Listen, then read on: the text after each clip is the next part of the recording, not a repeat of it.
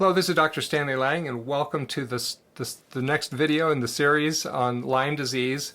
And the video today is on the subject of acute Lyme disease versus chronic Lyme disease. So acute disease of any kind means that it is recent and it happened fairly suddenly, as opposed to chronic, which refers to a disease that's been going on for a long time. Now, different diseases have different definitions for how long it has to be there before we call it chronic. So there's no clear definition in chronic Lyme disease. So when you have a short-lived disease and then it's over with, that's an acute illness, and it's over with before it becomes a long-term illness, otherwise known as a chronic illness.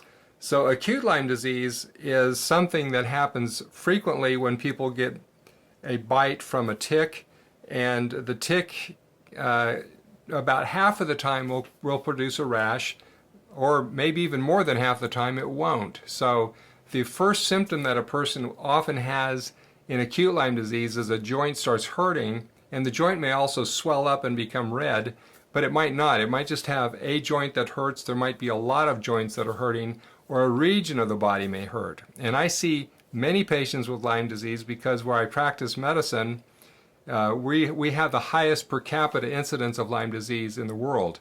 So there's a lot of folks with Lyme disease in this part of the country.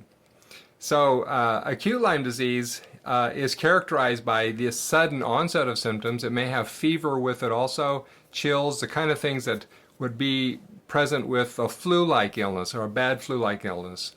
And so that's what acute Lyme disease is. Now, if we treat acute Lyme disease with an antibiotic, it does appear to decrease the odds that it's going to become a chronic Lyme disease infection. And this is kind of confusing because there's a lot of different varieties of this organism. We call them serotypes, and they're just different versions. They're like their cousins, let's say. So you might have been infected with cousin number A, or cousin letter A, and now cousin letter B comes along that you don't have any contact with before, and so you can get new symptoms all over again by being reinfected by a different version of the bug. And so you can have another acute illness. And so we do think that there is some value in treating the acute illness with an antibiotic, and that because the duration of antibiotic therapy is relatively short.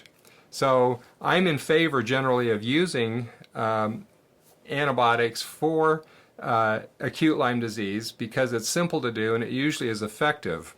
But there are some patients that don't want any antibiotic exposure, and so there are some options to antibiotic therapy for even acute therapy. And so I'll talk about that in some future videos in this series, what the options are. In chronic Lyme disease, there are two options. One is using the antibiotic for weeks, months, and sometimes years. And there are some doctors that use that strategy exclusively. And then there are other doctors that like to use what we call natural substances. That means they're not medications that were formulated or created in a laboratory. And there are a lot of different so-called systems out there, strategies or protocols that use natural substances that work pretty well. And I'm going to talk about a couple of them in this series also. So once people get past about the 3-week mark, I tend to start to move towards chronic Lyme disease strategies if they're still having symptoms and they didn't get all better with the trial of an antibiotic. And so kind of related to this question is, how do you diagnose Lyme disease? And that question is what we're going to talk about in the next video.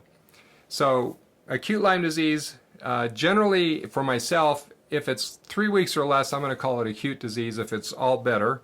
And I typically will treat with antibiotics for 3 weeks rather than just 10 days. One of the related questions is, what do you do with a tick bite? Do you just do anything preventively with an antibiotic?